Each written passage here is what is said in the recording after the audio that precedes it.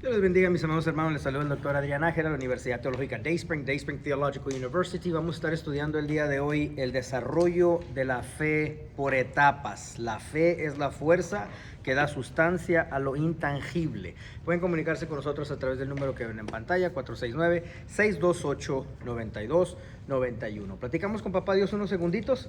Amén, Padre, en esta mañana te agradecemos, Papá, por los procesos por los cuales nos haces cursar. Padre, en esta mañana estaremos tomando este curso que nos servirá como una herramienta de consejería, Padre, para poder guiar otras vidas hacia los propósitos donde tú los quieres hacer llegar. Padre, permítenos poder identificar, Padre, nuestra etapa. Permítenos en este estudio, Padre, poder identificar las cosas que tú nos delegas en nuestras manos y las responsabilidades y obligaciones que tenemos de cada etapa. Pero también queremos apoyar a otros, Padre, al convertirnos en mentores espirituales para que tú puedas guiar esas otras vidas a través de servirte de nosotros como tu herramienta. En el nombre de Jesús te pedimos y te agradecemos, Papá. Esta mañana nos guardaremos de darte gloria, honra, honor, magnificencia, loor. Todo es tuyo en esta mañana. Te pedimos y te agradecemos, Papá. Amén.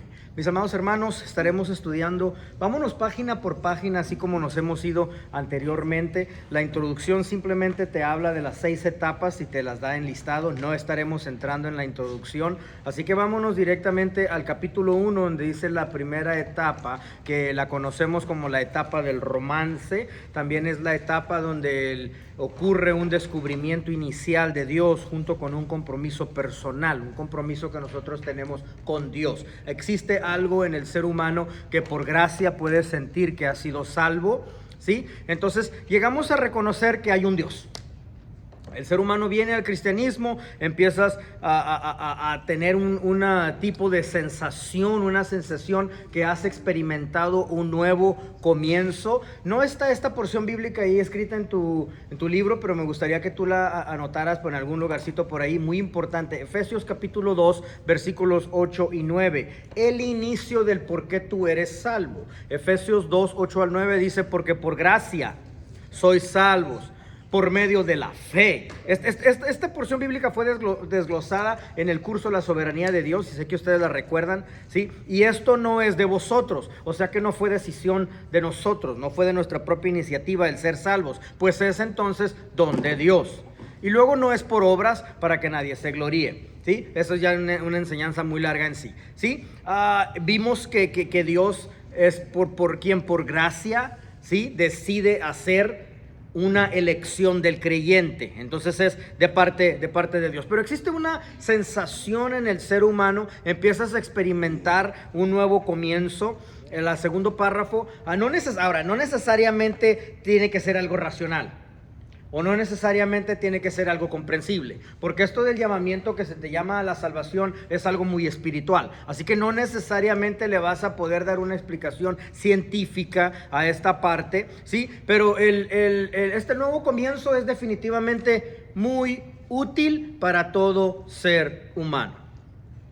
Muy útil porque Dios te da la oportunidad de un nuevo comienzo. En el segundo párrafo de esa misma página, que estoy en página 6, capítulo 1, empieza a hablar que esta etapa se le conoce también como una confianza infantil. Lucas capítulo 18, versículo 16, está mal escrito ahí en ese párrafo, les pido disculpas por ello, debe decir Lucas 18, 16, dice que Jesús dijo que el reino de Dios le pertenece a los que sean como niños. Es lo que Jesús está diciendo, ¿sí? Entonces, los discípulos pensaban, te explico rápidamente la porción bíblica, los discípulos pensaban que el reino de Dios era muy grande para los niños. Jesús los corrige al decirles que los habitantes naturales del reino son los niños. Está hablando de nuestro estado inocente, está hablando de un estado del ser humano donde nos califica más rápido, ¿sí? Más rápido que una condición adulta. Estar en una condición de niño te califica por la misma inocencia del niño. La inocencia te lleva a ese asombro. La inocencia de un niño te lleva a esa impresión, ¿sí?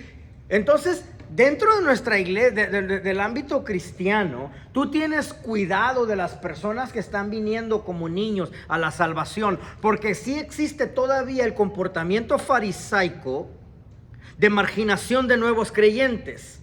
Ahora notemos aquí que Jesús anima a los inocentes a acercarse a Él, que son los niños.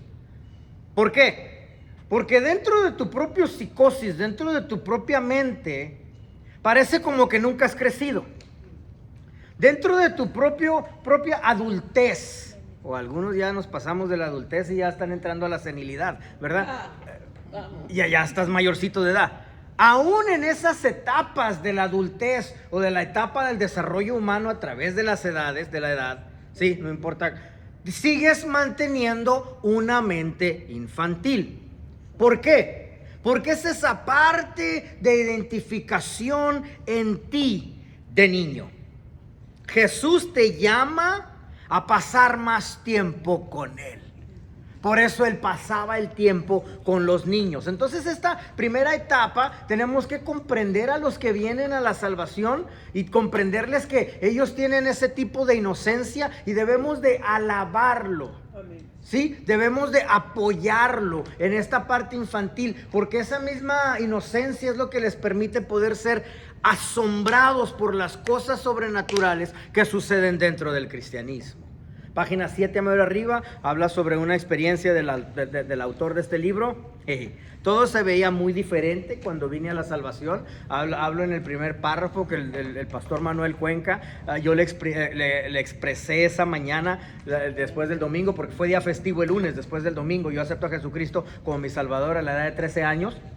Y después, al siguiente día era un día festivo que teníamos que irnos al parque para poder celebrar el día festivo, ¿verdad? Te ibas a las iglesias, se van al parque normalmente alrededor de julio. Entonces, yo le explico a él que todo se veía muy diferente, que los colores se veían muy diferentes. Sentía una paz inexplicable, era como un nuevo nacimiento, incomparable, incomprensible, ¿sí? Y él me dice, es normal. Es simplemente la evidencia que tú has tenido, que tienes una percepción de esa sensación de asombro. Ahora, no necesariamente todo el mundo va a experimentar estruendos, ¿verdad? Pero el Espíritu Santo sí se va a asegurar que la persona perciba esa sensación de asombro. Porque el Espíritu Santo tiene que tener su encuentro con la persona. Dios te ha estado buscando. Dios sabe que por nuestra propia pecaminosidad caída, nosotros no vamos a tener la iniciativa de buscar a Dios.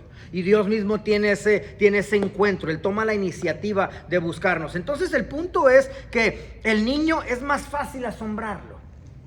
El niño tiene una experiencia abrumadora. Todo lo que le enseñas, a mí me fascina ver los ojos de Jared y de Janel cuando la pupila se abre, que acaban de comprender algo nuevo. Es como cuando comprendiste algo. Sí, veo a mis niños, entonces veo la pupila. Y tú sabes, los niños que tienen la carita chiquita pero los ojotes grandotes, sí, están como medio marcianos, ¿verdad? Bueno, entonces los niños tienen los ojotes y puedes ver el asombro en los ojos de ellos. A esto se refiere esta primera etapa. Tu encuentro con Dios, si hay un sentido de admiración. El cristiano no debe perder ese sentido de admiración a través de tu misma inocencia. Ahora, vas a venir al cristianismo por una o dos razones. Vas a venir al cristianismo por sensación de asombro, porque la persona está suficientemente dispuesta a tener la nobleza, a tener la docilidad, a ser dócil, de ser un niño. Pero si no vienes por esa manera que tú estás dispuesto a doblegar tu propio orgullo, vas a venir por necesidad. Vas a aceptar a Jesucristo por los golpes de la vida, porque tú eres terco, porque tu corazón es de piedra, porque estás dispuesto a meterte al pecado, porque estás dispuesto a atascarte a este mundo, y vas a venir por dolor. Por una forma de resolver el dolor, sea por divorcio, prisión, estuviste en la cárcel, enfermedad, pérdida del trabajo, algún duelo, alguna soledad, tocaste fondo, ¿sí? Por cualquier sufriente que hayas experimentado y de cualquier manera que hayas venido a Cristo, hay propósito en tu vida. ¿Sí? Hay gozo en esta primera etapa, hayas venido como hayas venido.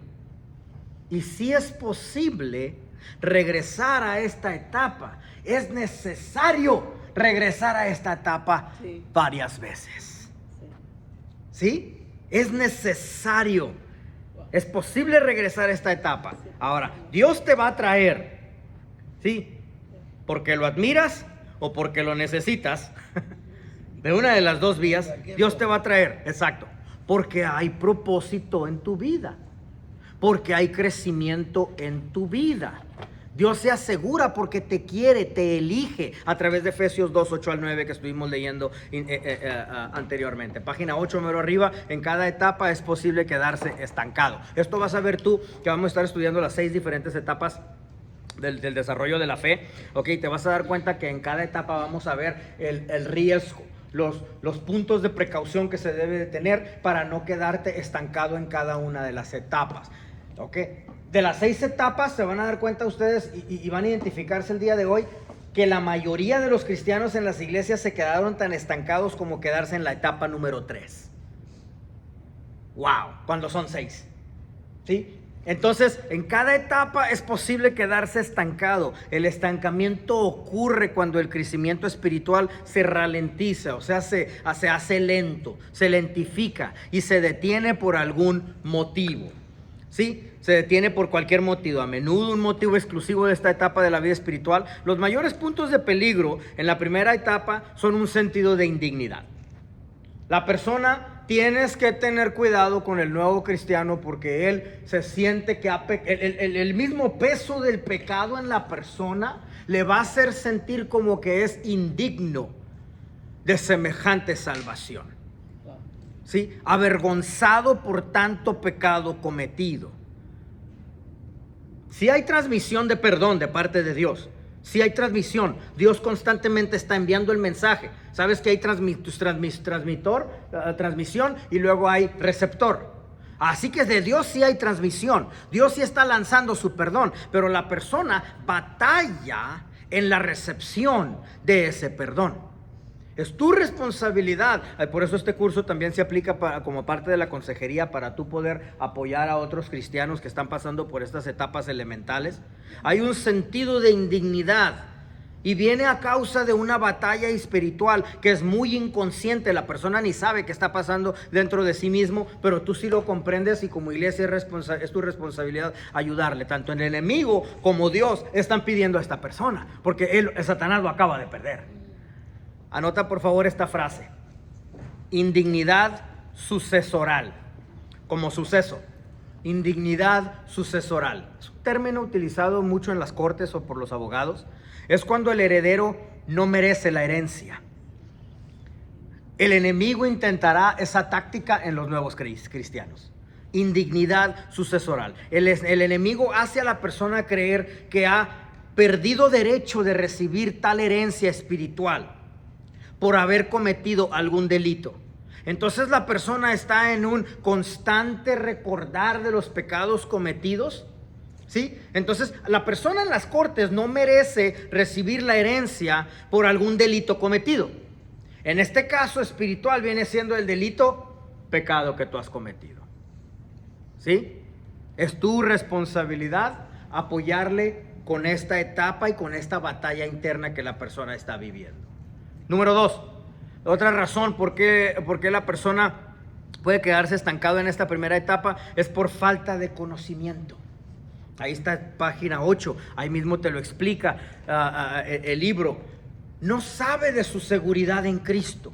No sabe el poder que tiene a su disposición. No sabe que Satanás ya perdió la batalla y que todo lo que Satanás tenía se le quitó, desde la música, los instrumentos, la autoridad, los mismos nombres se le arrancaron. No sabe de la autoridad que la persona tiene. No conoce la diferencia entre lo que es autoridad, que no necesariamente tienes que tener fuego, unción, poder, que son sinónimos uno del otro, sino que la autoridad ya existía antes de la unción del Espíritu Santo, porque antes de que fueran bautizados en el día del Pentecostés, ya estaban echando fuera demonios solo con autoridad. El nuevo cristiano no conoce ninguno de estos propósitos, y tú como iglesia es tu responsabilidad en esta primera etapa darles algo de conocimiento, ¿sí? Son propensos a supersticiones.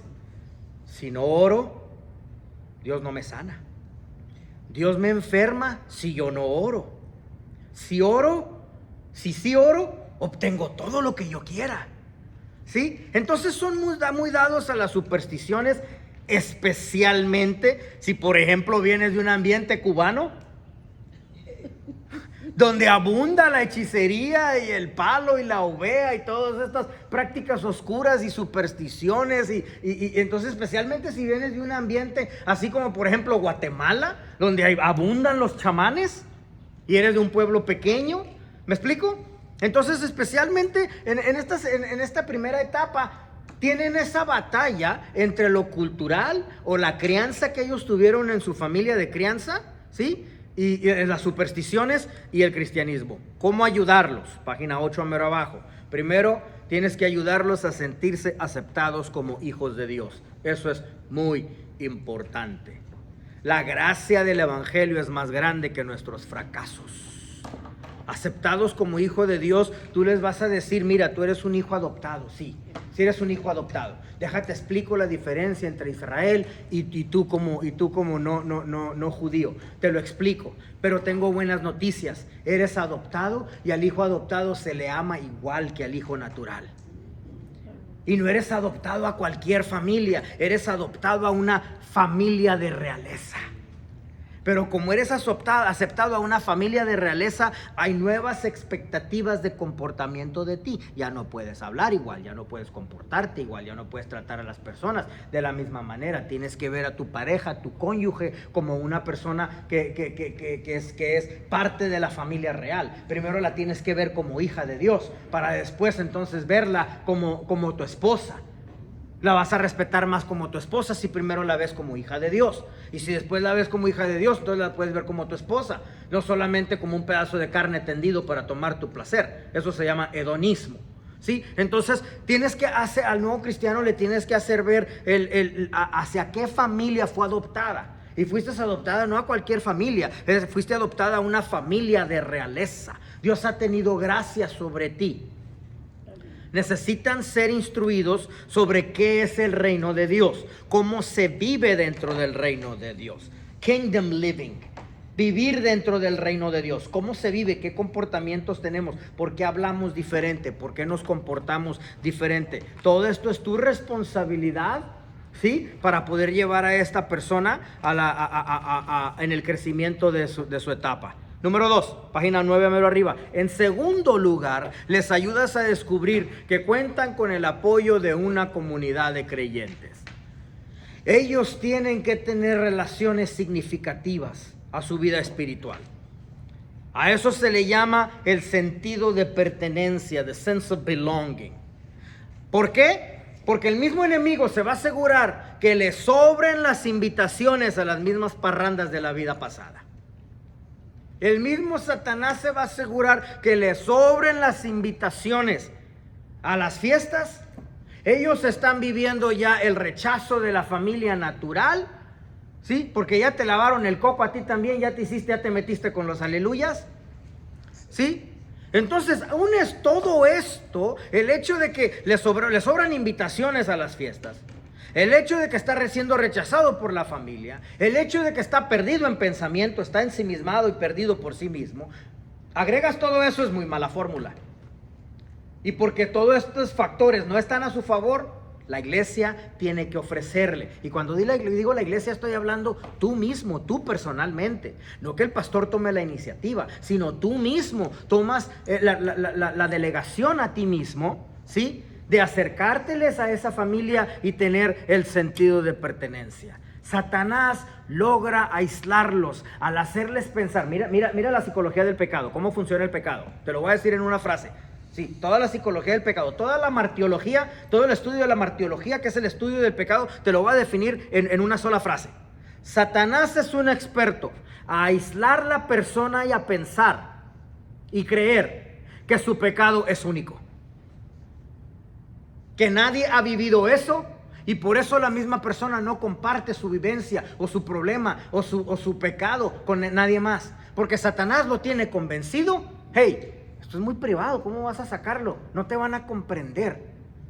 Ese es todo el estudio de la martiología, el estudio del pecado. Así funciona el pecado. A eso se le llama aislamiento espiritual. Y como los va a aislar, es tu responsabilidad ir ahí, meterte hasta donde Satanás los tiene arrinconados y decirle: te comprendo, Tuve un sobrino que estuvo deprimido, sobrino de Leti por el lado de mi esposa, y no hallaban cómo sacarlo de ahí, porque, pues lo voy a decir, se fue a la universidad, fue criado en familia cristiana, se puso una buena borrachera como no te imaginas. Y el jovencito pensaba pues que había perdido todo, hasta el cielo entero. Y les dije a la familia, denme una hora con él. Me meto a su recámara, le dije los pecados que he cometido. Sí, me fui high and low, me fui hasta abajo a decirle, sí, desde armamento, balas, balaceras, todo lo que he hecho. Le he dicho un montón de cosas que le expliqué. El chavo tenía unos ojotes como, oh my God, soy un ángel. Soy un ángel comparado a este. ¿Sí? Porque Satanás lo tenía bien arrinconado y convencido que él estaba tan vil así. Y como llegué yo a tener una identificación, un sentido con él, el chavo dice, lo mío es cualquier cosita, depende de todo lo que este travieso ha hecho. If there's something I can do, si hay algo que yo soy un experto en hacer, es hacer travesuras. Créeme, y me sorprende porque Jared agarró esos genes de mí también. ¿Sí? Something the army taught me to do is how to do bad. I can do evil, big time. Entonces, Satanás tendrá al nuevo creyente de la nueva etapa pensando, creyendo que su pecado es único. Pero está viviéndolo muy en privado. Tercer lugar, es fundamental que desarrollen una relación sólida con uno o más líderes o mentores espirituales en esa etapa. Esa es una solución. Crear conexiones con ellos de todo tipo, con el papá, conexiones con las damas, buscando a la mamá, ¿sí? Buscando a la mamá de la casa, buscando al papá, los jóvenes, los niños de la casa. El ejemplo de la iglesia primitiva, en tu curso, la iglesia primitiva, página 6 te explica, el curso que tú tomaste el semestre pasado, te explica ese libro, cómo la iglesia creció, la iglesia primitiva durante los primeros 100 años a 300 años, ¿sí? A través de compañerismo, a través de un cafecito. ¿Sí te acuerdan de ese curso? De un cafecito en la casa, estando con ellos en sus casas, compaginando. Te van a decir, pues entonces tú te estás creando un club social. Pues pero así creció la iglesia primitiva, a través de meterme en sus casas y tenerme una relación. Un líder en sus vidas, un mentor que les demuestre cómo pueden vivir la vida que ellos pueden desarrollar, la vida espiritual que ellos pueden desarrollar. ¿Por qué? Porque tu vida tiene que ser un reflejo donde ellos digan, hey, yo quiero ser como ese. ¿Sí? Los talentos futuros que pueden obtener, tienes que estar hablando tú sobre diferentes talentos que ellos pudieran desarrollar. Ahora, no estoy hablando de solo un discipulado en la iglesia. Si quieres anotar este término, anótalo por favor, te puede servir, sino una consejería directiva. Porque hay consejería no directiva y hay consejería directiva. La consejería directiva es cuando le das apoyo y asesoría a lo que está sucediendo en la casa. ¿Te das cuenta que un psiquiatra no se mete en la vida del cristiano? Perdón, de la persona. Vuelvo a repetirlo. ¿Te das cuenta que un psiquiatra no se mete en la vida personal de la persona?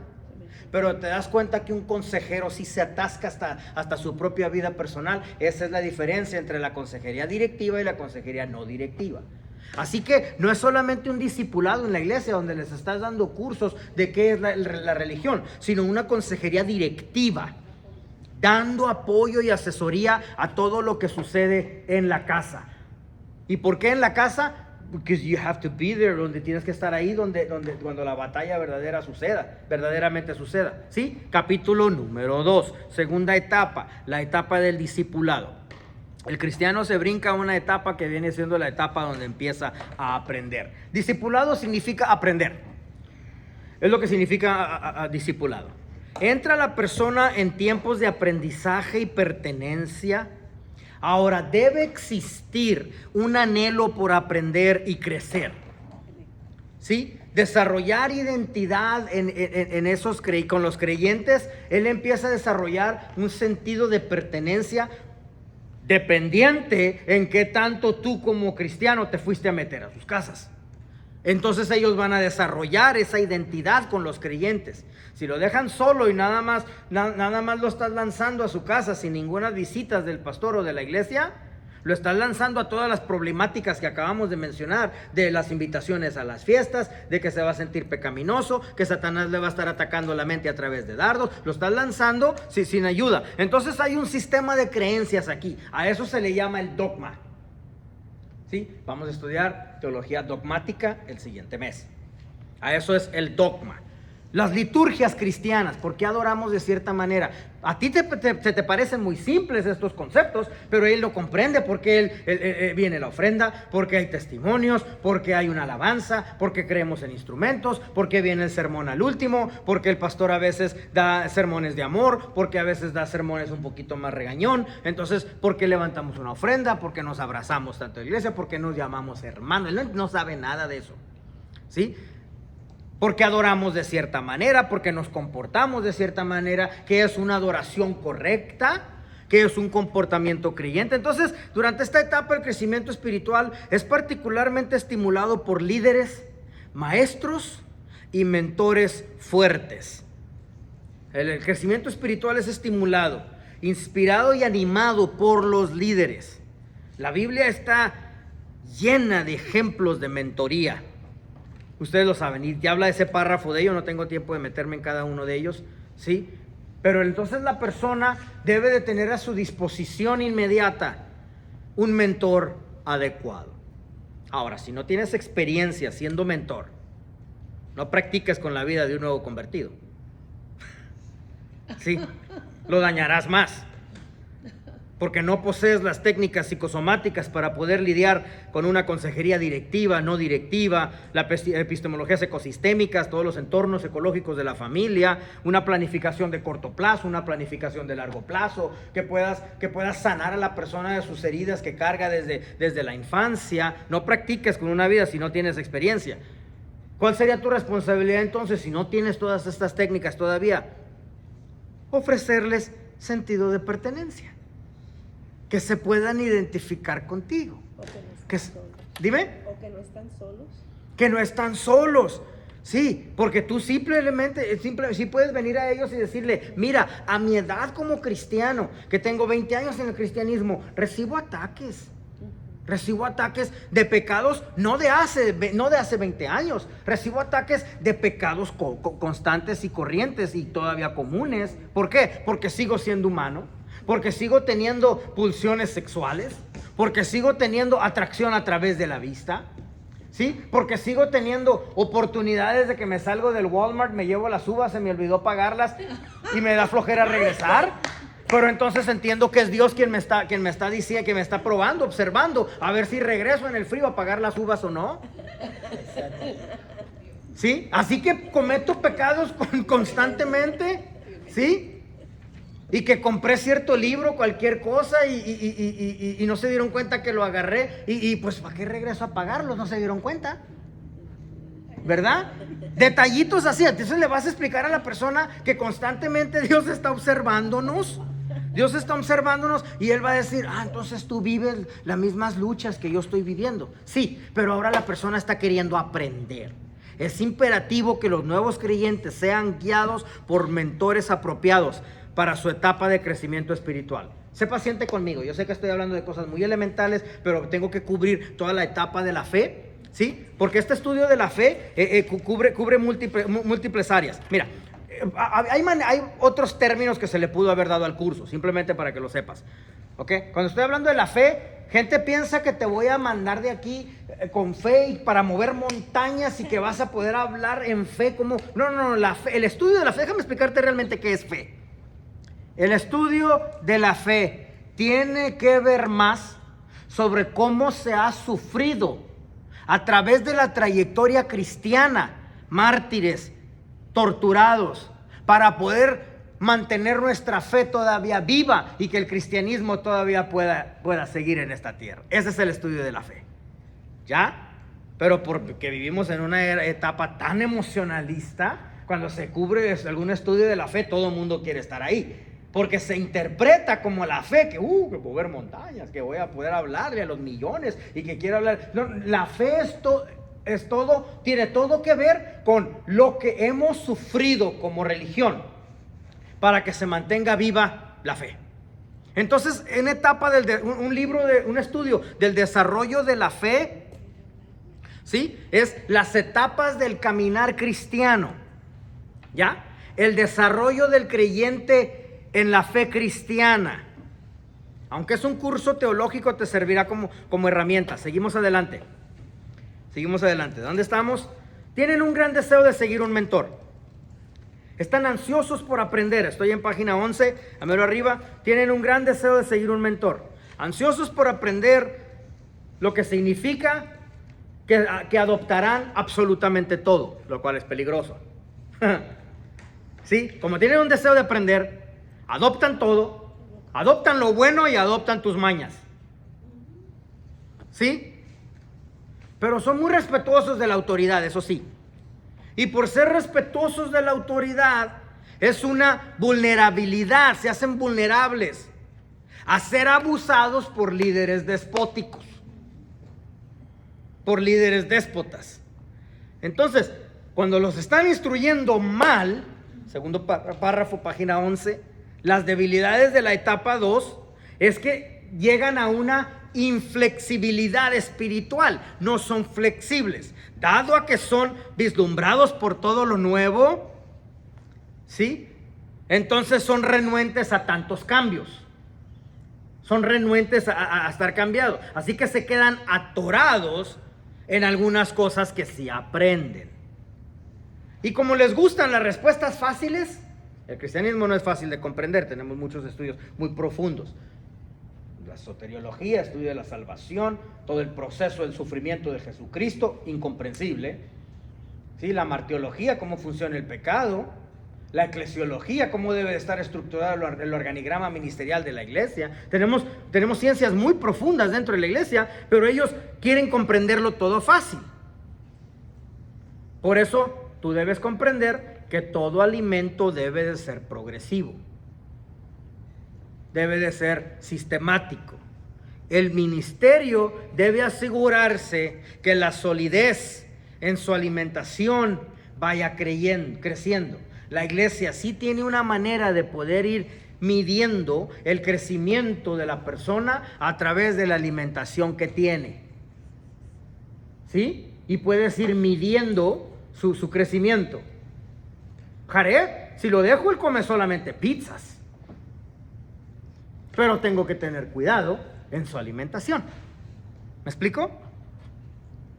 Y ellos mismos van a querer todo fácil. Todo fácil lo va a querer. Y es tu responsabilidad asegurarse que no se queden atorados.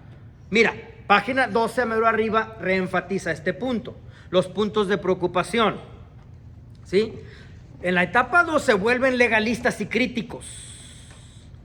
Se quedan atorados en el legalismo por una errónea interpretación, ¿sí?, de la información que se les dio. Aterrorizan a otros cristianos por no pensar como ellos.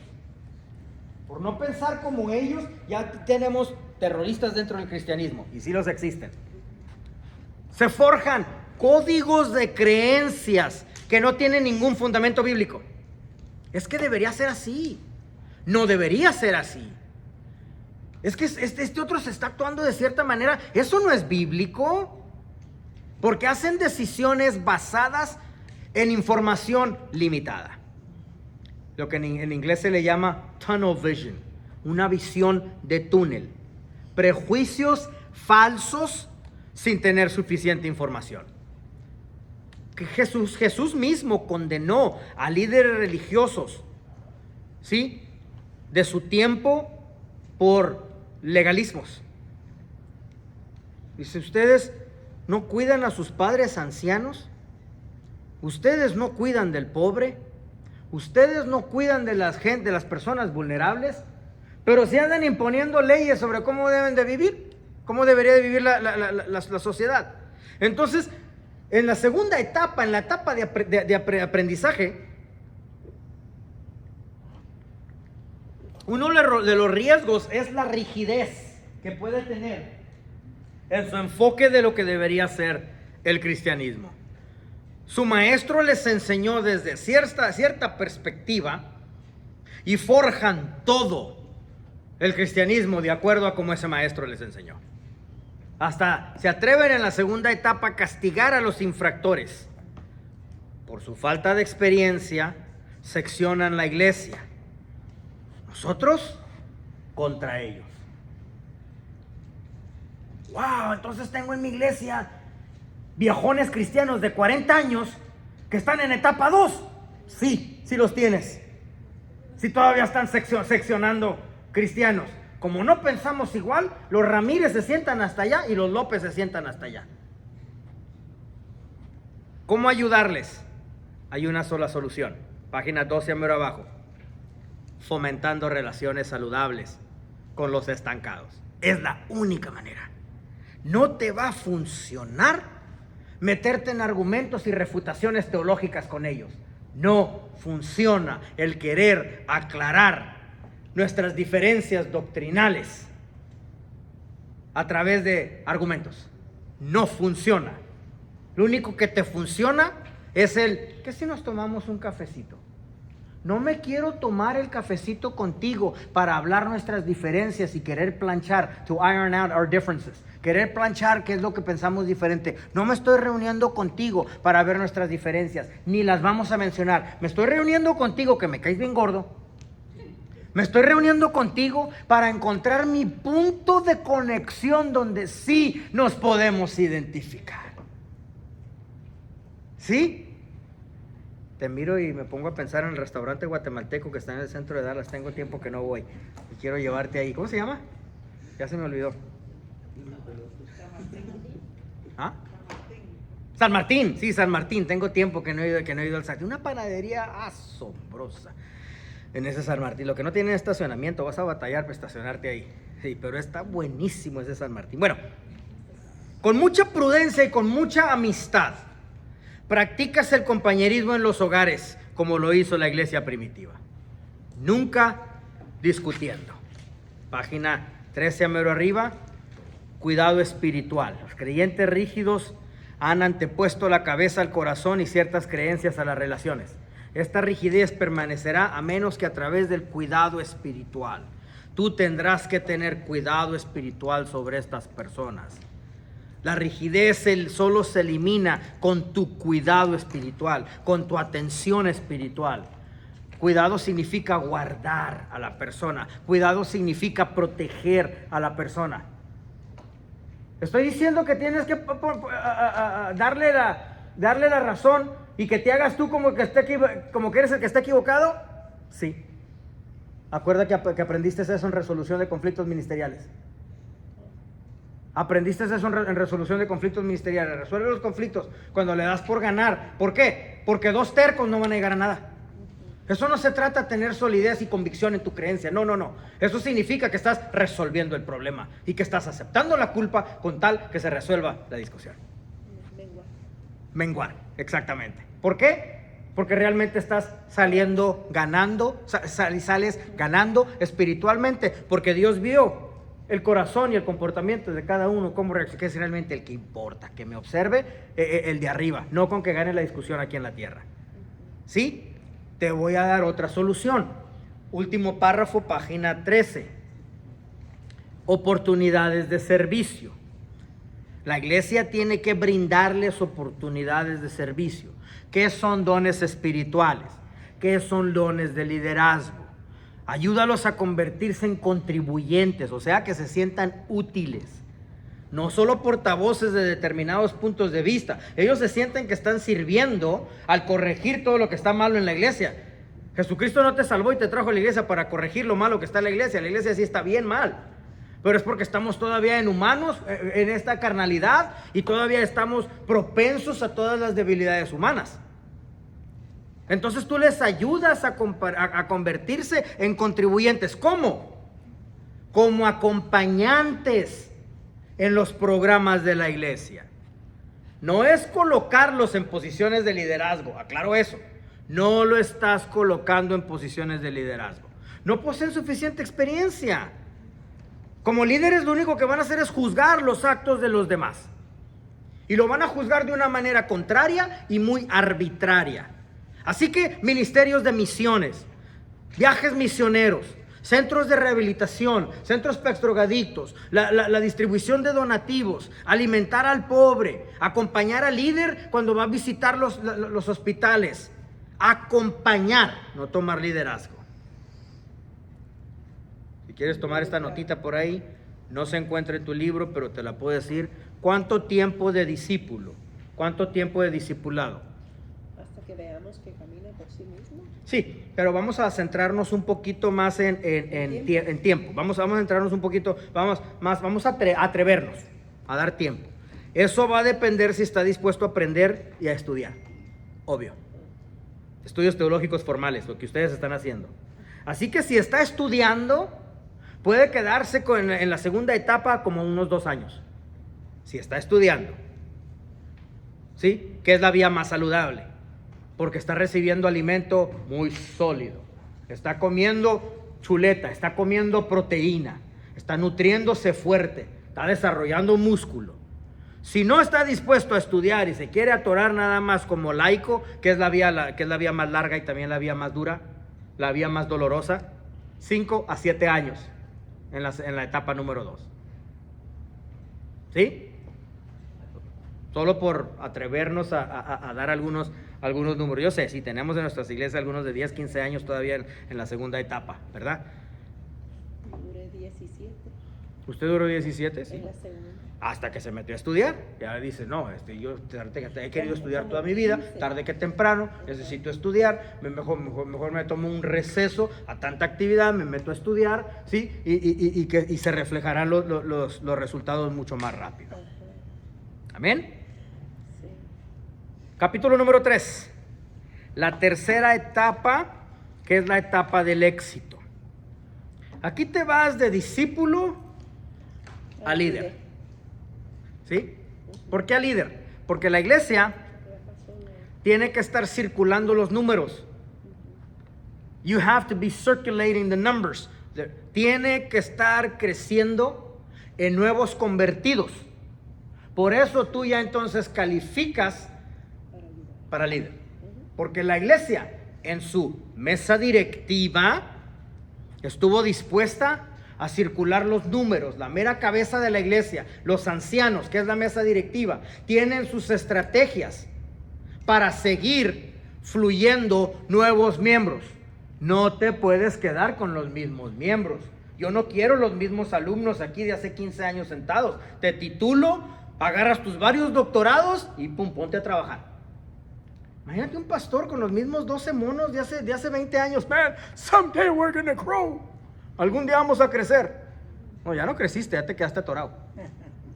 ¿Sí? Tienes que estar circulando nuevos números. Por eso se puede desarrollar esta tercera etapa. Y se le llama como la etapa del éxito. Comienzas a enseñar a otros lo que han aprendido, ¿ok? Lo enseñan a otros. Que es la verdadera definición de un maestro. ¿Ok? Maestro no es que tienes que saberlo todo. Maestro es, tienes disposición de enseñar. Por eso nuestros abuelos y nuestras abuelas fueron tan buenos maestros con nosotros. Y aprendimos lecciones grandiosas de ellos. Y no sabían ni leer, no sabían ni contar. Bueno, contar sí, te asaltaban si hacías cuentas de dinero con ellos, ¿verdad? Te robabas, salías robado si hacías cuentas de dinero con ellos. Pero no sabían ni leer, no sabían escribir. Pero porque tenían disposición de enseñar, por eso aprendimos lecciones tan hermosas de ellos. En esta etapa tienes un sentido de confianza. Una confianza por la productividad que se está llevando a cabo. Cada vez ganan más confianza en su capacidad de liderar a medida que van surgiendo las oportunidades. En esta etapa espiritual ya te sientes que estás tocando vidas. En esta etapa ya te sientes que estás teniendo transformación en otras vidas porque hay frutos de tus esfuerzos. ¿Sí? La gente aplaude tus esfuerzos. Dios les otorga nuevos dones. De repente eres tú quien organiza la distribución de donativos. De repente eres tú quien ya te ves dando las enseñanzas de discipulado. De repente eres tú quien está haciendo la visitación a las familias. La confianza no es tener todas las respuestas, sino estar abierto a todas las preguntas. ¿Ya? Así es como se desarrolla la confianza. Eso no está escrito ahí en tu libro. No es tener la respuesta, no es que tienes todas las respuestas, sino que estás abierto a todas las preguntas. Eso lo practicas tú desde que tienes niños. Le presento unos problemas serios a Jared. Resolvemos todo el universo entero con preguntas. ¿Por qué? Porque estamos abiertos a las preguntas, porque te abres al diálogo, y tengo que desarrollar esa cognición en él.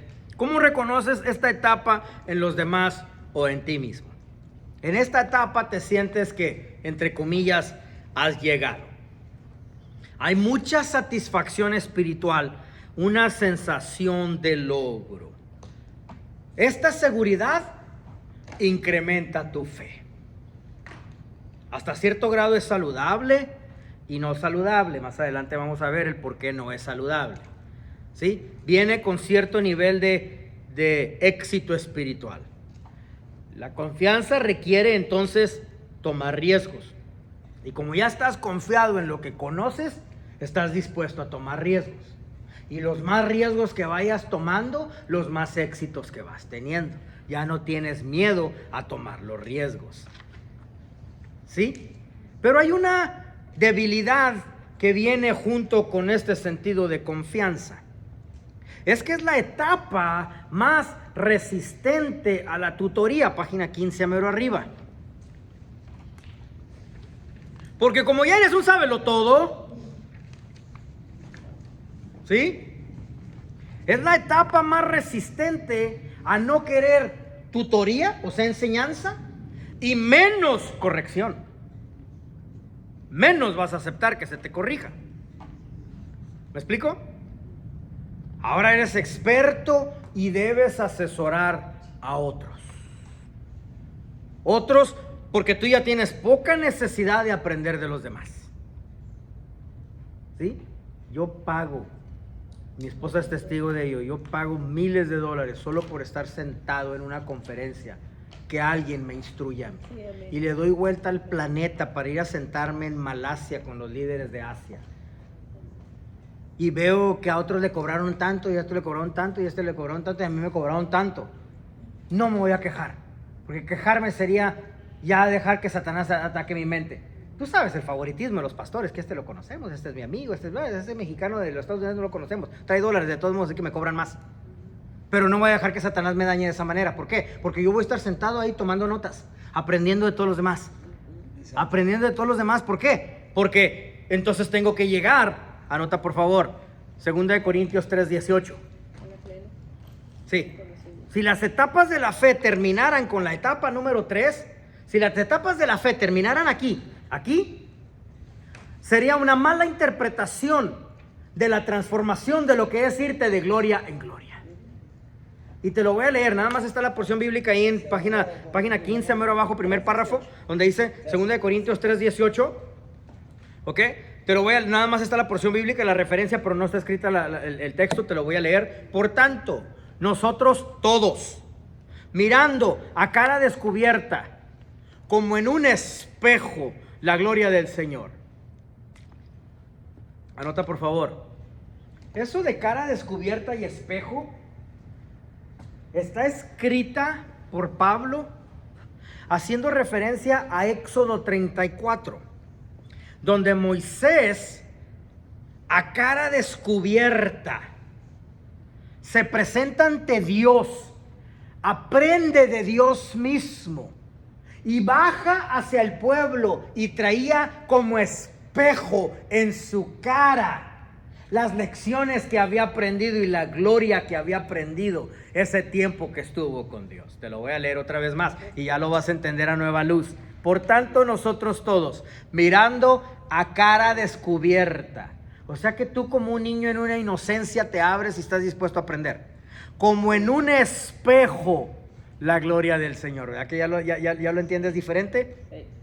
Somos transformados de gloria en gloria. Así que si te quedaras atorado aquí con la etapa número 3, que ya lo sabes todo y que no estás dispuesto a ser enseñado por alguien más, Exacto. ¿sí? Ya es una mala interpretación de cómo Moisés, siendo el líder del pueblo, todavía estuvo dispuesto a ir a una autoridad todavía más mayor, alguien en otra etapa que tú vas a buscar, alguien que esté en otra etapa, que te pueda instruir a ti, para que te pueda llevar a ese gloria en gloria, en la misma semejanza como por el Espíritu del Señor. Vas aprendiendo lo que los demás pueden enseñarte. No te puedes atorar ahí diciendo que hasta aquí llega la gloria del Señor. No pudieras atocarte ahí, porque no pudiera ser así. Una precaución, o sea, otra debilidad de la etapa número 3, página 15, segundo párrafo, ¿ok? Un punto de precaución es que, aunque Dios es quien te ha dado todos estos ministerios espirituales, empiezas a medir la productividad o todos los resultados por medios humanos. Empiezas a medir el logro o el éxito que has tenido de acuerdo a lo que en esta tierra se identifica como éxito. Objetos seculares, los números, la aclamación, los premios, el crecimiento financiero, aplausos, dinero. Pero si haces inventario del tal éxito, te das cuenta que son cosas de esta tierra. Tus admiradores te aplauden, ¿sí? Es lo que se le llama, aquí le pusimos el término perfección vana. Eso te lleva, como ya estás teniendo éxito, eso te lleva a querer satisfacerlos todavía más,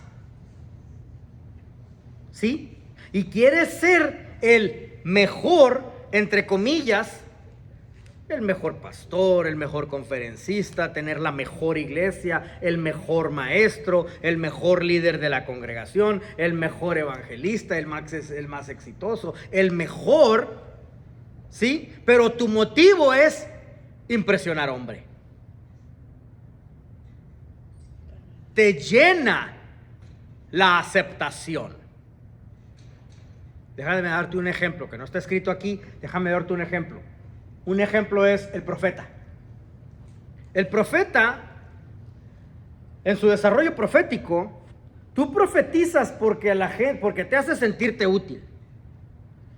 Le entraste al profeta y te dicen: profeta, profetiza, Dios te habla, ya estás hablando unas cuantas cosillas, a ti te hace sentirte útil, ya te está gustando hasta el oficio de profeta.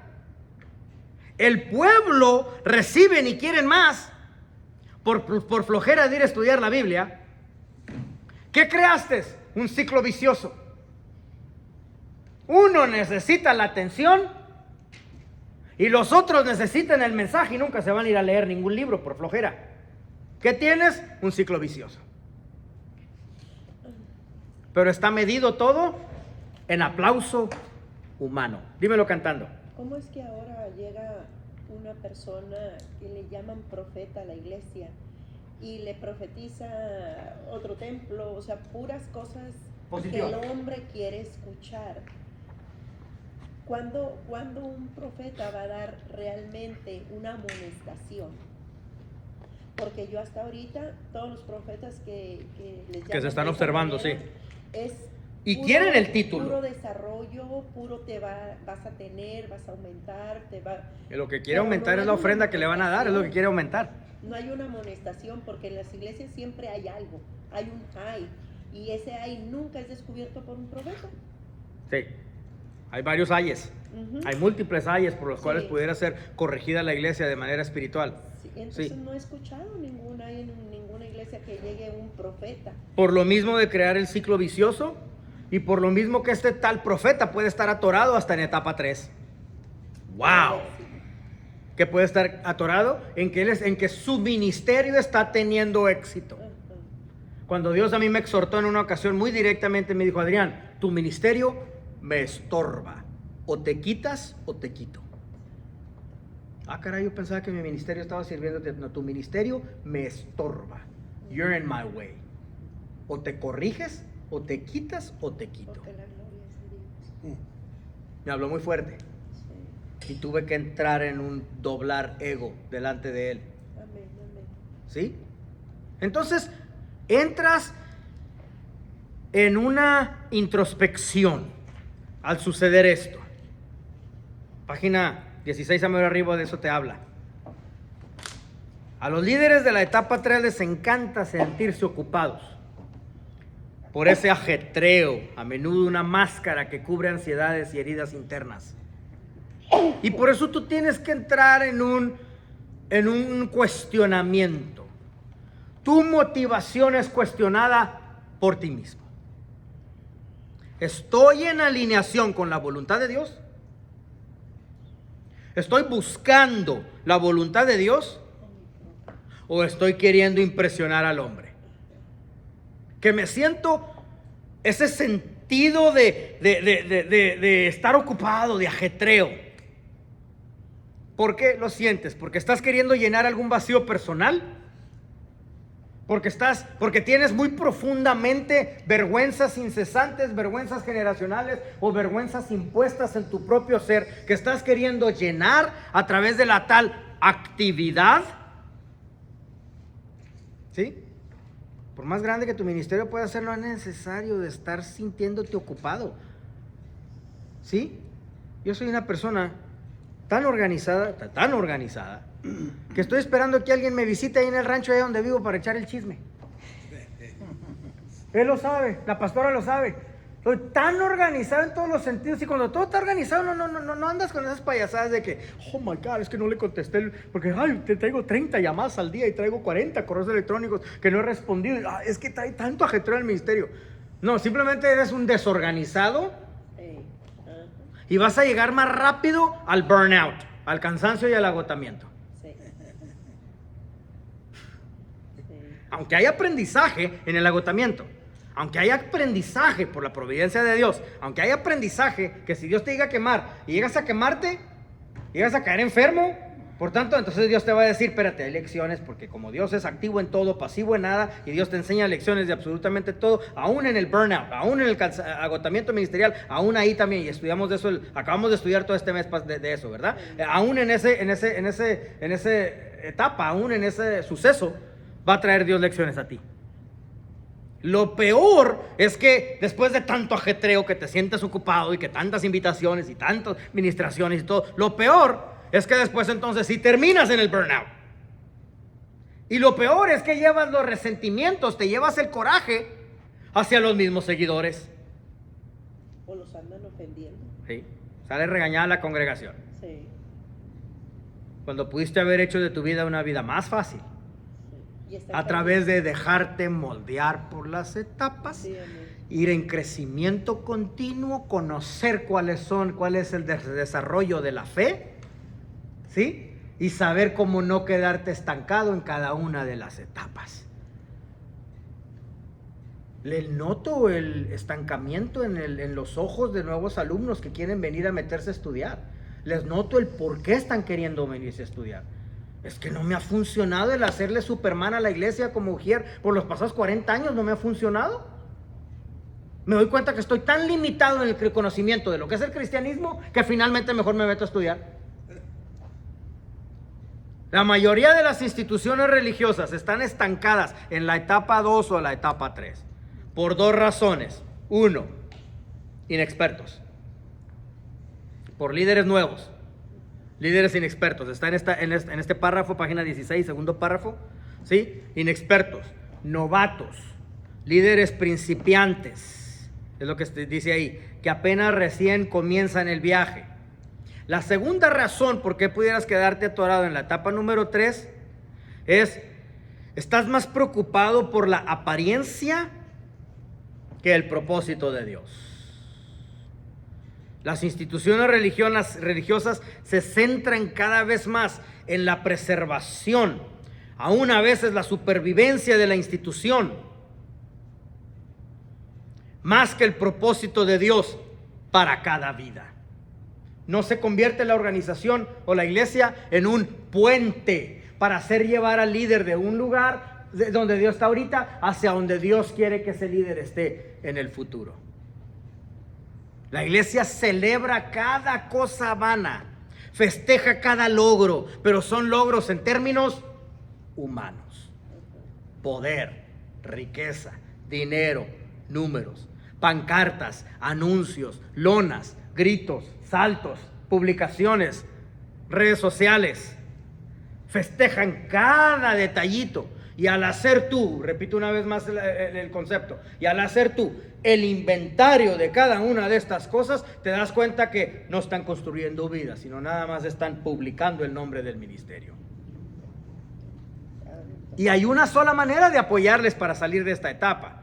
¿Cómo pueden avanzar los líderes de la etapa 3? Hay una sola solución. Si lo puedes ver en página 16 de mero abajo, ¿verdad que está fuerte la solución? Muy agresiva que está la solución. Exacto, entregar el ego. La solución es fácil de decir, pero complicada de lograr. Rendir el ego. Y no podemos hacernos los inocentes en este concepto, en el tema de rendir el ego. Todos sabemos nuestra debilidad, en cuál es nuestra soberbia, nuestra altivez. ¿Cuál es nuestra prepotencia? ¿O es impulsos arrebatados, que eres enojón demasiado rápido? ¿O es estorbos culturales que tú traes arrastrando de tu pasado? ¿Tu apellido, tu crianza, tus logros, etcétera? Dice Isaías 14:11, una porción bíblica bien agresiva. Descendió al Seol tu soberbia y el sonido de tus arpas. ¿Sí? Ahí te va. ¿Qué significa? ¿Cuál fue, perdón? Isaías 14:11. Descendió al Seol tu soberbia y el sonido de tus arpas. Te lo parafraseo en otras palabras todavía más agresivas. 14:11, amén. Gracias. Te lo parafraseo de una manera todavía más agresiva. Que su orgullo y por ser ruidoso es la razón por qué lo mandaron al infierno. Destituido de la gloria. Exacto. Que su orgullo, que por altanero y por ruidoso lo mandaron al infierno. Así. Será destituido. Descendió al Seol tu soberbia y el sonido de tus arpas. ¿Sí? Ahora, si Dios te confía liderazgo, estamos en etapa 3, página 17, mero arriba. Si Dios te confía liderazgo, es porque te está llamando, uno, a enfrentar las verdades sobre sí mismos. ¿Sí? 2, a trabajar en tu imagen distorsionada, en las imágenes distorsionadas que tienes acerca de Dios. ¿Sí? 3, a recuperarse de las heridas de la niñez. Las heridas que puedas tener, que vengas arrastrando. Las cuales, si te conviertes en un líder y quieres ser ejemplo, eso es lo mismo que va a reflejar la gente a la cual estás liderando. 4, a recuperarte de experiencias pasadas no curadas. Y 5, de la falta de perdón hacia otros que nos han lastimado. Déjame decirte algunas pautas de cómo ser un mentor. Anótalo por favor. Filipenses capítulo 3, versículos 12 al 14. Filipenses capítulo 3, versículos 12 al 14, encontramos unas pautas muy fuertes cuando Pablo ya está dándole pautas de liderato a los seguidores que él estaba preparando para que fueran los que heredaran las iglesias que él estableció. Pablo pone pautas de liderato. ¿Sí? Pablo pone pautas en Filipenses, como también lo hizo en Tito, cuando él está hablándole a todos estos líderes y cómo van las precauciones que ellos deben de tener en su propia vida, las cosas que ellos deben de corregir en su propia vida, para eliminarlas por completo y puedan reflejar a Cristo. O sea, clean the house before you can represent. Limpia la casa primero antes de que vayas a representar. Entonces Pablo se enfoca fuertemente en que debes de estar buscando una guía que ha pasado por tu etapa para poder guiarte a la siguiente etapa. Un mentor que esté en la etapa 4 o superior. ¿Sí? Porque si miramos a los que nos han guiado en el pasado, notaremos que ya no son adecuados para llevarnos hacia el futuro. Porque ya se quedaron estancados o porque te hicieron llevar hasta la etapa donde estás ahorita. Así que en tu vida entonces deben de ser nuevos mentores para poder crecer. Porque esos nuevos mentores ya están en otra etapa. Se caracterizan por su enfoque en la vida del discípulo. Ese es uno de los más fuertes indicadores de alguien que vas a querer seguir. Se enfoca en la vida del discípulo. El mentor. No en ponerse altos títulos ministeriales o de mando. Los grandes mentores no son de títulos, son de resultados. ¿Cómo identificar una guía que vas a buscar? Su característica principal, te lo vuelvo a repetir en otras palabras, saben desarrollar a otros. Los ves que se dedican a enseñar, entrenar y que se mueven alrededor de su ambiente. No tiene que ser un ambiente global, puede ser un ambiente dentro de su iglesia, ¿sí? Pero siempre llevan a otras vidas a desarrollarse y salir de la etapa donde están para que afronten entonces retos más profundos. Otra pauta, siempre los llevan a escudriñar la voluntad de Dios. ¿Sí? Buscar el cometido del por qué fueron creados. ¿Sí? Ahora, mira, te pueden guiar hacia la voluntad de Dios porque la están viviendo. Se les ve los resultados, no los titulazos. Y tú sabes a cuáles titulazos me estoy refiriendo. La tercera etapa, página 18, puede ser el comienzo de algo maravilloso si eres enseñable. Y de repente llega un huésped no deseado.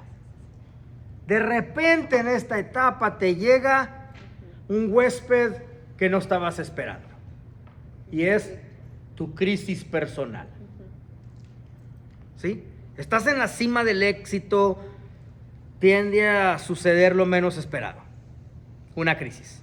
Los seguidores han aumentado, la gente se siente bendecida, los fondos fluyen, están apoyando el ministerio, te están operando a ti, todo parece que está fluyendo perfectamente bien y viene un invitado muy desagradable. De repente en esta etapa de crisis, las certezas del pasado ya son inadecuadas. Tú mismo tienes tu propio crisis. Nuestro mundo se derrumba. La fe que te sostuvo hasta este punto, ya no te funciona esa fe. Tiempo de crecer. ¿Sí? Exactamente. Tocaste fondo. El cristiano se acomodó a cierta norma por haber fijado o limitado a Dios a cierta dimensión, cierto cuadrito. ¿Sí? De tu definición de lo que era éxito. Anota por favor qué significa crisis en términos espirituales. Oportunidad de cambio. Como Pablo, golpeas la pared, llegas al final de la cuerda, como le quieras llamar. ¿Sí? Nuestro viaje espiritual de repente se pone en pausa. Tu viaje espiritual de repente ya no avanza más. Pero mira lo que voy a decir. Pero tú sigues con mucho potencial. Dímelo. Es como un ejemplo cuando el cuerpo se vuelve inmune porque recibe siempre lo mismo. El cuerpo se vuelve inmune porque recibe lo mismo. Exactamente por eso México paró tanto antibiótico en la sociedad. Que ya no le estaba funcionando. Te metías antibiótico hasta por una tos. Ajá. ¿Sí? Y en México están limitando el antibiótico por lo mismo que ya no le está haciendo efecto a la sociedad. Cuando se toman un antibiótico ya no lo sana. Por tanto antibiótico que la gente ya están tan llenos de antibióticos, te hiciste inmune y ya no te funciona. Sí, así siento en esta etapa. En esta etapa, sí. Tu viaje espiritual de repente se pone en pausa. Ajá. Pero eso sí, tú sigues con mucho potencial. Válgame Dios, no, eres la gran cosa. Con mucho potencial. ¿Qué es potencial? Ahí te va. Te lo voy a decir así bien directo. Acción en pausa. No me sirve una persona con grande potencial si no se va a presentar a la clase. No me sirve una persona con alto potencial, porque potencial significa todavía no lo has hecho. Potencial significa tienes la capacidad de hacerlo, ¿sí? Pero no lo haces. No lo has hecho. Ni a Dios ni a Satanás le importa tu potencial. Porque tus potenciales fueron basados en lo que ya conoces, y Dios no te quiere estancado allí. ¿Me explico? Página 19, mero arriba. ¿Qué está sucediendo? ¿Por qué se está desmoronando todo lo que he hecho?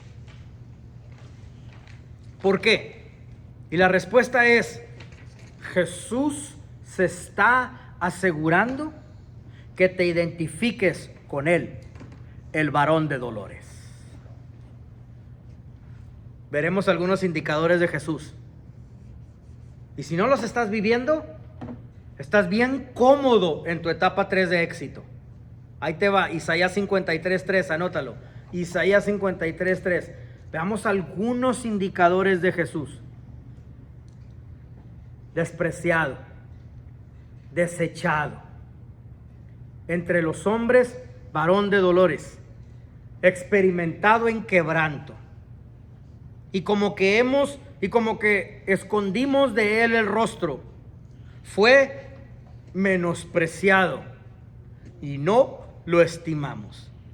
Jesús se asegura que tu vida espiritual sea unificada Al dolor. a los sufrimientos, para que coincida tu ministerio con el de Él. Él te trae el quebrantamiento en tu momento de auge, para armonizar tu corazón con el de Él. ¿Me explico? La única persona a la que yo lloro, les he dicho anteriormente, es Dios y mi madre. Lloro ante ella. Y llego a ella chillando en una ocasión: me han dividido escuelas, me han difamado con mentiras, parece que estoy perdiendo esto, parece que estoy perdiendo lo otro. Y dentro de su experiencia, intencionalmente me dice: Adrián, pues no que querías identificarte con Jesús, ¿sí? Entonces Jesús mismo provoca la noche oscura. La noche oscura, como se le llama aquí en el libro, es un llamado a una intimidad más profunda con Dios. Pero Él solo lo puede hacer, esa profundidad con Dios, solo lo puede hacer a través de tus propias vivencias. Los procesos. Exacto. Ahora, porque por nuestra naturaleza caída, como dijimos, no buscaríamos a Dios. Así que Él toma la iniciativa, pero nos trae a Él a través de nuestras vivencias. Entonces entramos en una introspección otra vez. Entramos en una inspección muy personal sobre nuestras motivaciones. Si, ¿qué fue lo que ha estado impulsando los actos que yo hago? Ambición, egoísmo, complacer a los demás, complacer a Dios. ¿Y quieres la respuesta? Todo. All of the above. También complacer a Dios, como impulsado por otros, como impulsado por la iglesia. Y Dios puede precipitar esta crisis, puede traerla más rápido. Por eso debemos de estar resolviendo todos los detallitos en nuestras vidas. Porque puede utilizar Dios debilidades que tengamos o gente equivocada a nuestro alrededor, como un hijo rebelde. Son acontecimientos exteriores con los que Dios va a agilizar nuestra crisis. Un niño rebelde. Una oveja. ¿Sí? La pérdida de un trabajo, la muerte de un ser querido. No tenemos control sobre estas cosas, por eso se le llama acontecimientos externos. Pero Dios también puede precipitar tu crisis, agilizarla a través de acontecimientos internos. Una enfermedad física, tu propia enfermedad. El resurgimiento de un trauma emocional, algo que estuvo enterrado en el pasado. pastor, es que yo lo amo y siento que nunca lo olvidé. ¿Sí? Es que es mi amor de la infancia. ¿Hace cuándo fue eso? Pues yo tenía 18 años, ¿Y cuántos años tiene? 55. No, come on. Nuevecito. Ahí sí tú ya quieres sufrir intencionalmente. Y parecía, entonces esos son acontecimientos internos. Y Dios los resurge para resolverlo. Pareciese como que Dios no nos escucha. Un joven psiquiatra me pregunta cuál es la diferencia entre la noche oscura y la depresión clínica. ¿Sí?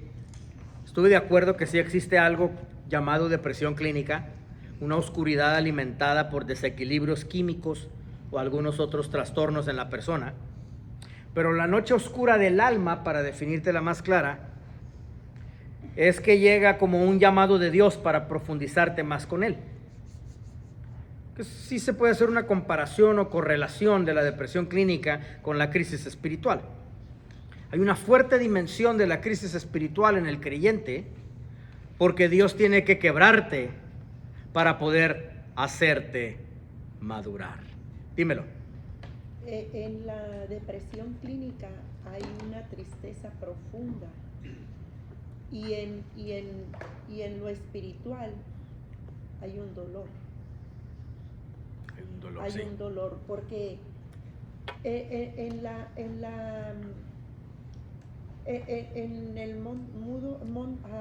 en lo secular, esa depresión es tanta la tristeza que no puedes sentir dolores.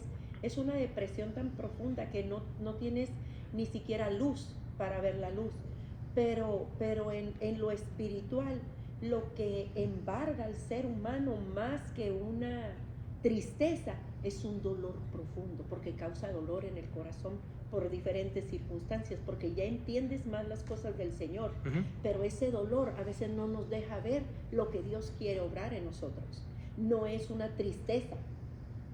Yo he experimentado las dos y veo esas dos Esa diferencia. diferencias. Una es el dolor y el otro es la tristeza. Muy interesante. Muy interesante. Sí. Interesante, sí. Sí, muy interesante. Yo lo experimenté. La noche oscura parece un giro equivocado, una señal de que de alguna manera se ha perdido el camino espiritual.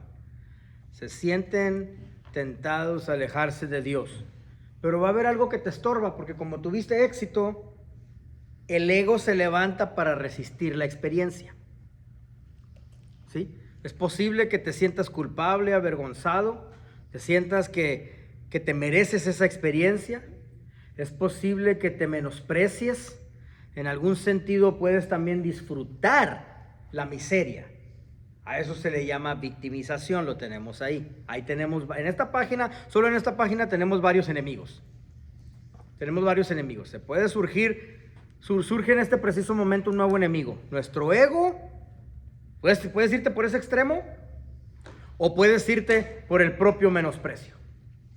Los líderes espirituales pueden sentir que las noches oscuras son para el resto del pueblo común y corriente, pero no para ellos. ¿Qué es eso? Altivez. ¿Sí? O se sienten la necesidad de ocultar la oscuridad a los demás. No vas y buscas ayuda. ¿Cómo se llama eso? Negación.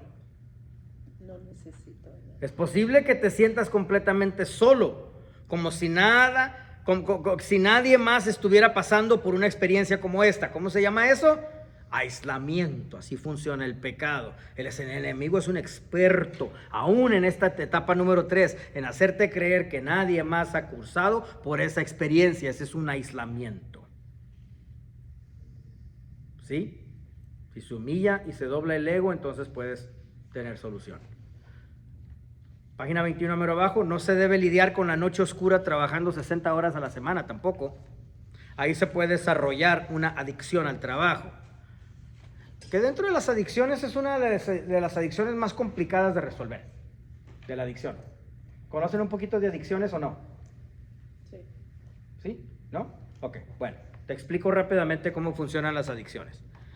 Las adicciones normalmente tienen un dependiente y un codependiente.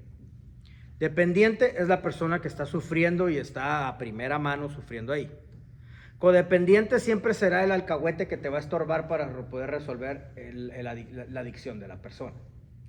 Un ciclo vicioso de una violencia doméstica, que es una de las adicciones muy comunes, sigue siendo adicción. El ciclo vicioso, ella lleva a cabo 50% de la participación y él lleva a cabo 50% de la participación. Mira mis manos, por favor. Ella es 50%. Para poder formar un círculo, ¿qué se requiere? Este es el violador. Este es el que está, ¿qué se requiere? La otra parte. Y tengo un ciclo vicioso, ¿verdad? Entonces, él es el dependiente y es la codependiente. Ella, por estar ahí, le sigue consecuentando que se lleve a cabo el círculo del ciclo vicioso, porque ella sigue estando ahí. Así que ella es alcahueta de la violencia doméstica. Así, adicción. Adicción al alcoholismo. Al alcoholismo es quien le está supliendo el alcohol, quien le está supliendo la droga. Como les dije en una ocasión, en una clase les dije que una madre me estorbaba en una adicción, qué casualidad que le dejaba ya $20 en la mesa todas las mañanas antes de irse a la escuela, pero quería que yo resolviera el chiquillo de la adicción, pero todos los días le dejaba $20, que exactamente sabía que eso era el golpe para el día, el tiro para el día, el toque, para que se fumara su churro, el chiquillo, hasta que le dije a ella: usted es la que me estorba, usted es mi codependiente. En el trabajo es uno de los más complicados de resolver, porque los familiares, que son los codependientes, no les conviene que este salga de su adicción porque les está trayendo el dinero para ir a gastárselo en el mall. Ya estás entendiendo por qué la adicción al trabajo es una de las más complicadas de resolver, ¿sí? Porque el codependiente, que son la familia, ellos no lo están viendo como un problema de adicción al trabajo, ellos lo están viendo como que nos siga supliendo. ¿Sí? Y pero sigue una adicción. Entonces, en esta etapa, página 22 a mero arriba, una de las lecciones que Dios está trayendo a la persona pasando por aquí, es que lo está haciendo despojarse de brillos falsos, descubrir que existe otro tipo de brillo superior. Cuando Dios revela su brillo, hay mucho que aprender y mucho que ser maravillado, como hablábamos del niño en la primera etapa. Las soluciones es estar con Dios. Solo la presencia de Dios y la problemática y la crisis que estás viviendo pueden arrancar ese brillo falso del cual te has llenado. ¿Sí? Y los consejos de un mentor de alto nivel.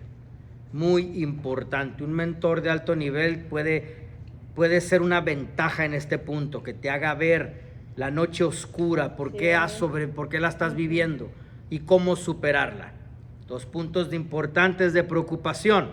En primer lugar, existe la tentación de dar marcha atrás en la experiencia y volver a donde estás cómodo, a donde tuviste éxito.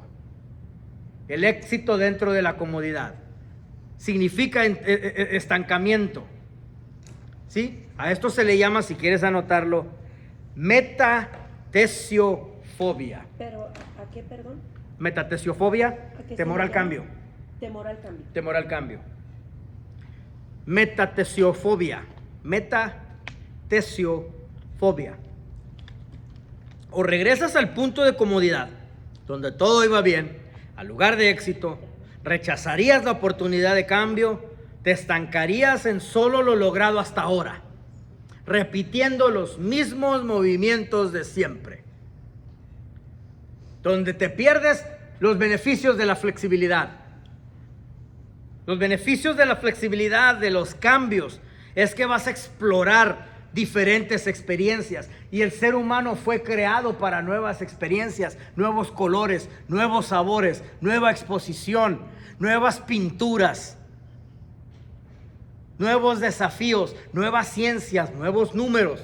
Cuando dejas de crecer en nuevos números, ahí se acabó tu vida. Ahí ya no hay razón ni para qué vivir, porque ya no estás viviendo nuevas experiencias. Página 23, el corazón de la vida espiritual ha desaparecido. ¿Qué es la vida sin un nuevo desafío? La vida no es nada. ¿Qué es la vida sin proyectos? ¿Sí? Esa es la causa de iglesias espiritualmente muertas. El 50 y 60% de los pastores que estudian en nuestra universidad sufren de hábitos repetitivos. Y esa puede ser una de las razones por las que tantas iglesias parecen estar espiritualmente muertas. Tienes que aprender a llevar tu cristianismo más allá de lo que tus fuerzas puedan llevar. Desafía tu vida colocándote en el lugar donde ya no puedas más con tus fuerzas físicas, con tus fuerzas humanas. Solo ahí se puede aprender a operar con las fuerzas de Dios. Y me estoy refiriendo a activarte tú personalmente. Le estoy hablando a todos los que están escuchando esta transmisión. Estoy hablándote a ti para que te actives personalmente. No me refiero a activarte con dar órdenes en la iglesia. No me refiero con simplemente estar dándole órdenes a los demás. Eso es que según soy un estratega y voy a activar a los demás y Dios me llamó como líder, ahora soy el apóstol o ahora soy el capellán, ahora soy el y soy el otro. Entonces no estoy hablando de ordenar, ponerte a dar órdenes. Estoy hablando tú pagar tu propio viaje misionero. Porque la mayoría, 90% de mis alumnos están esperando que les pague el viaje.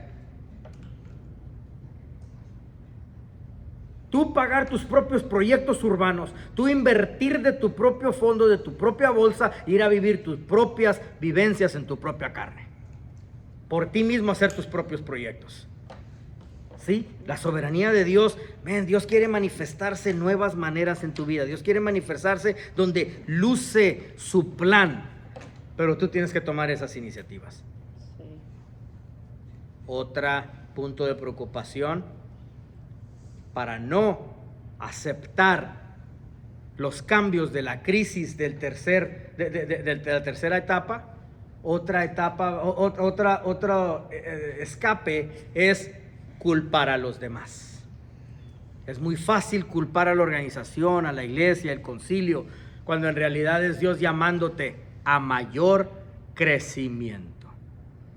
La noche oscura resulta en un paso lateral si uno renuncia a todo en lo que cree o abandona su herencia espiritual con la ilusión de que alguna otra institución no tendrá defectos espirituales similares. No quiero decir que nunca es espiritualmente productivo cambiar de iglesia o ministerio, sino que hay que hacerlo por las razones correctas.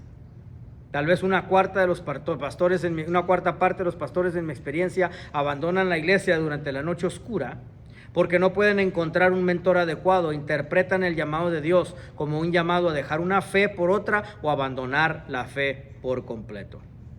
Culpas a otros, ¿sí? Y eso daña tus emociones. La culpabilidad daña tus propias emociones.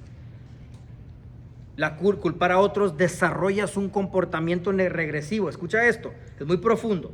Culpar a otros, estás desarrollando un comportamiento negativo al cual regresarás en el futuro, porque tu mente, tu cognición ya lo encontró como una escapatoria fácil. Culpar a los demás es no afrontar algo en ti. Culpar a los demás es un comportamiento negativo que ya estás practicando y desarrollando, al cual regresarás en el futuro. Pero no puedes ver ninguno de estos puntos. ¿Por qué no lo puedes ver? Porque no hay mentor que te explique cómo funciona la fe. No hay pastor que te explique, no hay mentor en tu vida. ¿Sí? Porque el mentor te ayuda, página 25 más arriba, a aprender a verte como Dios te ve a ti. Has fijado una vida basada en lo que otros piensan de ti. Has basado una vida porque tú mismo estructuraste un sistema donde vives satisfaciendo a los demás por satisfacción, por aceptación, por falta de entrenamiento, por llenar vacíos, cual sea la razón. Has estructurado un sistema donde vives satisfaciendo a todos los demás. ¿Sí? Y no hay quien te enseñó en tu desarrollo a verte como Dios te quiere ver a ti. Entonces, el amor que te puede presentar un mentor te despierta al significado de que es ser escogido. te empieza a comparar este mentor con la creación y que eres un hombre, sí, pero a ese hombre el Dios le llamó la corona de su creación. Más de lo que tus limitaciones han dictado que tú eres. Más de lo que tus limitaciones han dicho que tú eres. ¿Sí? Un padre espiritual, un mentor, sería una solución en ti porque es una fuente de donde tú puedes beber. Es posible que antes hayan conocido estas cosas intelectualmente. Tú conoces muchas cosas intelectualmente, pero ahora puedes beber de las ideas más profundas de otra persona, ¿sí? Y empiezan a beber ellos. ¿Te benefició en algo estar en mi casa? Sentado en mi mesa, partiendo el pan y la sal, compartiendo la mesa. ¿Te benefició? ¿Te cambió tu interior? Porque mi oración desde que entran mis alumnos a mi casa es: Padre, dame una palabra que los nutra. Tú junto con todos los otros 4 que estaban ahí, más el comilón este. Sí, les nutrieron las palabras porque de eso se trata. ¿Sí? Una fuente donde de otros puedan beber las palabras que tú les des. Amén. Te estás estancado en etapa número 3, necesitas este mentor. Dios les bendiga, mis amados hermanos. Soy el doctor Adrián Nájera, Universidad Teológica Day Spring Theological University. Pueden comunicarse con nosotros a través del número que tiene en pantalla, 469-628-9291, o también el sitio web, www.dtuniversity.org. Regresamos después de este receso para cubrir entonces el capítulo 4. Vamos a ir mucho más lento ahora porque tenemos mucho que cubrir en muy poco tiempo. Dios les bendiga, regresamos pronto.